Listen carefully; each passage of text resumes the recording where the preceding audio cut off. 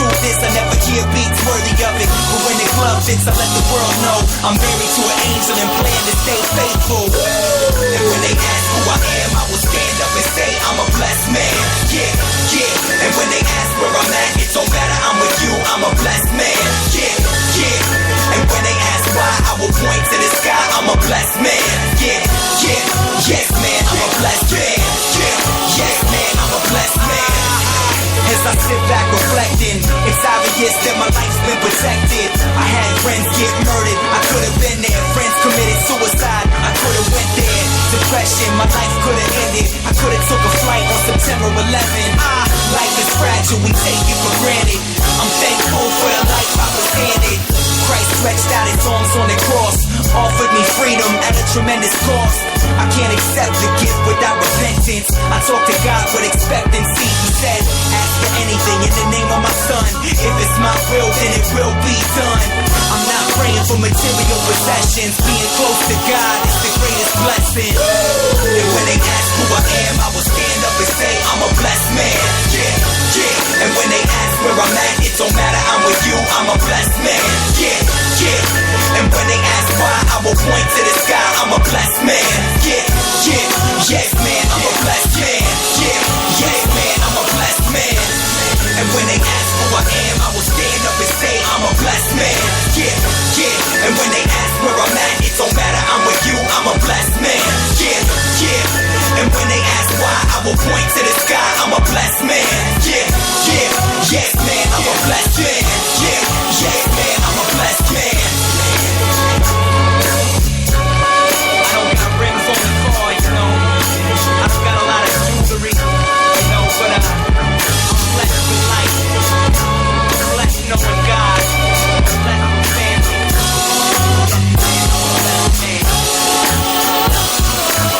Beat down black men and dig.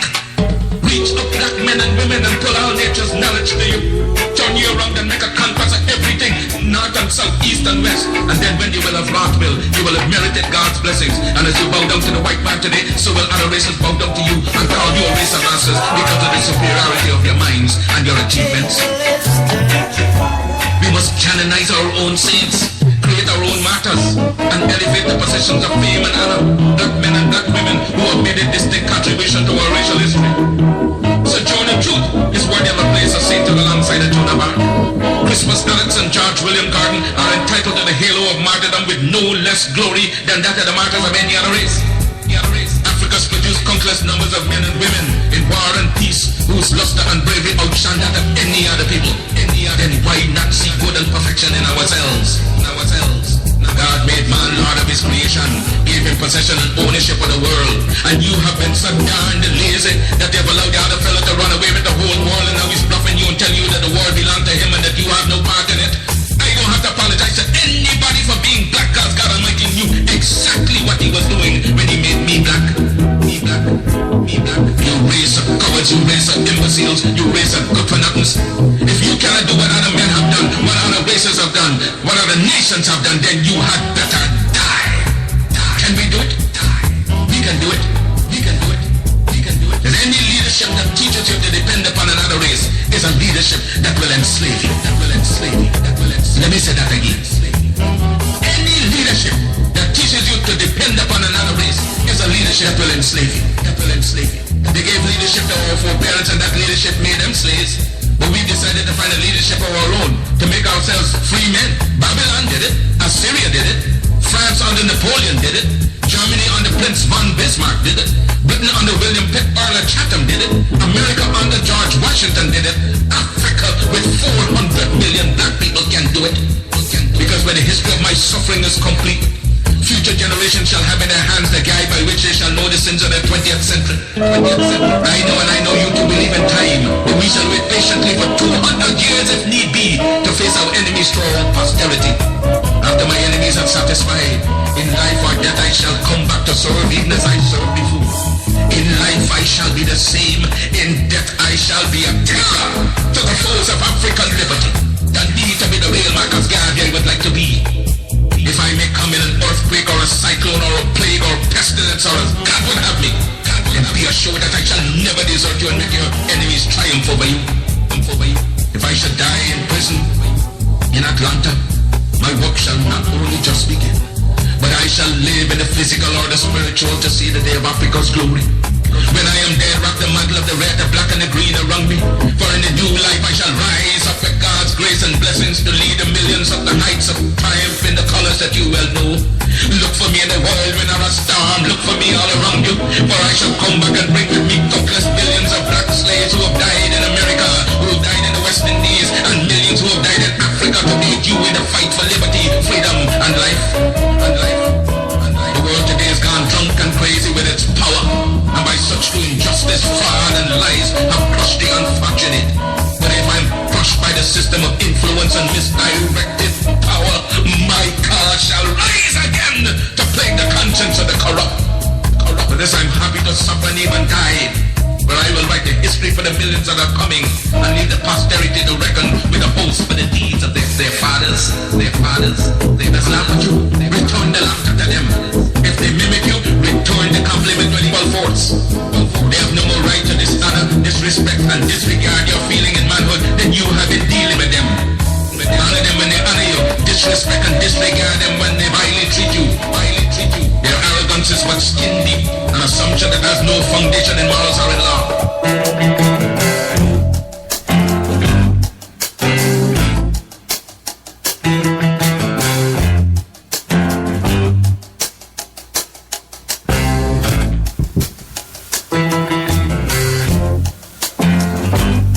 Yes. Good evening, all my South Orange Milford listeners, and all those other listeners in the towns of Melbourne, Livingston, Irvington, West Orange, East Orange, Orange, and Newark. Welcome to In the Village with A&M on Marjorie on the South Orange Milford Online Radio Experience, and live on the World Wide Web at somo.org, and the only radio show covering all your news, opinions, politics, talk, and sports happening in the South Orange Milford and surrounding communities. You can listen to us every Monday through Friday from 8 to 9:30 p.m. That's Monday through Friday from 8 to 9:30 p.m. and reach us at 973-327-3626. That's 973-327-3626. Or log on to somo.org to participate in the discussion. As usual, we have an interesting program lined up for you this evening, and we always look forward to your listening participation in the discussion. And welcome, Marjorie Lloyd. How are you doing today? Fine, Ansel. Time is winding down. It's almost over. School, that is. School is almost over. It's almost over. Two more days of instruction. So what do you do in these final 2 days? I haven't finished teaching because I'm behind. And I just finished doing apartheid in South Africa. And I have a final exam on Friday, and that's it. And then Monday, they're supposed to come in, and people are going to be buck wild, but, you know. It's really interesting. It's been an interesting wind down. It's an end of an era, I guess, for me. You know, you're a very interesting person. Thank you. You came to the forum on Monday. It was so hot, Ansel. I was going to faint. I was going to faint in there. I couldn't take it. And I was like, let me get out. Maybe I can get some water or something. And then I got out. And then there were all these people in the back in the hall. And I started talking to some of them. And then when I got back to the door to go in, it was like this wall of heat. I'm like, oh no. You know how that is? Like you go upstairs and all of a sudden the fifth step is, cold or hot. I don't know what that is. Oh, well, I guess when you live in luxury and probably have central air, you don't have these issues. I don't. But I don't know what you're talking about. But it was just like this wall of heat. So I stood there keeping the door open, keeping the people alive.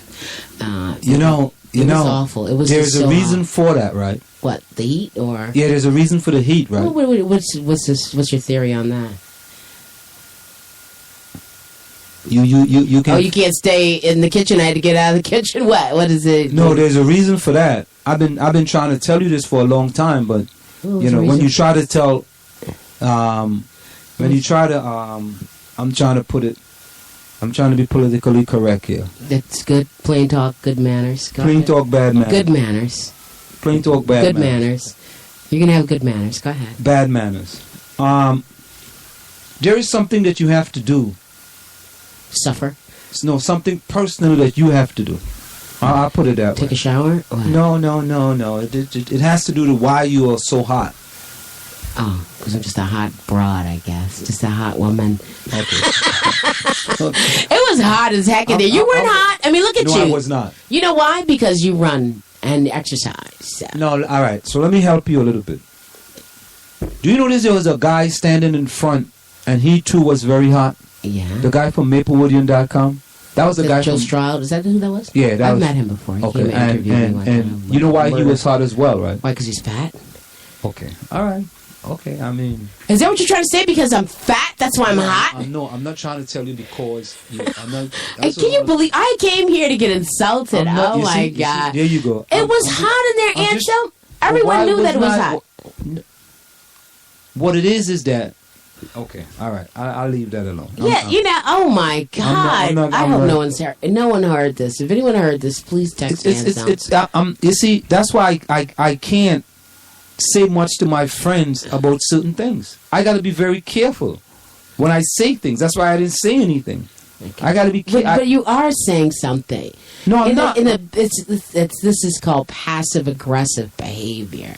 You see, passive aggressive. Yes, that's what you said. Behavior. So I'm being aggressive passively. There you go. Okay, all right. But if the passive aggressive is to help one of your friends. Here it is, passive-aggressive, indirect expression of hostility. I'm not being hostile towards you. So, but I'm trying to help you more than anything else. That's not helping me. Where's my drink that you're supposed to have made for me? If you want to help me, find some other way. I give you all the ingredients. I mean, just because I weigh, 300 pounds and something. No, you don't weigh 300 pounds. I don't need you to tell the whole world. No, no. Now come on, let's hear some passive aggressive behavior, habitual pattern. Yeah, it's habitual. It occurs in a workplace where resistance is exhibited, such as indirect behavior, purposeful inefficiency, and reaction to demands by authority figures and interpersonal context. So it has nothing to do with what I'm talking about. Interpersonal in the workplace. See, it's this. It doesn't. Personality disorder. You see, I can't tell my friends certain things because somehow it's construed as something totally different. Misconstrued. No, it's construed. It's construed. Yeah, construed. Okay, yeah. That's right. Oh, that's right. You're going to use some accent issue for that. Yeah, construed. Okay. It's construed as being something else when it's not really something else. The word is not construed. That's not how you pronounce that. How do you pronounce it? It's misconstrued. It's not conscrewed. This is my accent. No, it's not. See now, here you go with the accent. It's not an accent issue. I never take it personally. It's not an accent issue. Yeah, you do. You get on my accent all the time. It's not an accent. It's just a mispronunciation of a word. I'm sure those people in Trinidad listen are very. They say, God, why won't he just admit that? Why are you blaming it on the country? No, they say, why does she always get on your case? Why does she always get on your accent? No, they don't. They ask me that. Okay, it's not an accent. It's a mispronunciation. But let's talk about the hot meeting. Okay, I had to take my hot, fat self out of that meeting. Right. And I was uncomfortable and, dying of thirst. The Forum on Guns, they had found a BB gun at Columbia High School. Mm-hmm. And they had found a Glock on a student at Maplewood Middle School. So, I got to say this. Well, let's continue. Let's hurry up before you add your commentary. And so a public meeting was called, town hall, at Maplewood Middle School, and the place was literally packed up to the rafters, to the second floor. Did you see that up at the top? Yeah, it was first time. As well as an overflow crowd out in the hallway. At first sight, it looked, it didn't totally reflect the demographics of the community. Because it looked like the majority of people there were white, but on the other hand, when the speakers got up, but did you expect anything different? Did you expect anything different? No, but it's always a point to be made, and it's sort of a disappointment in itself. And when the speakers got up, however, they were black, and they had very interesting things to say. And, for me, I think it showed something about the caliber of people that live in this community who are not afraid to say anything. I've mentioned to one of my students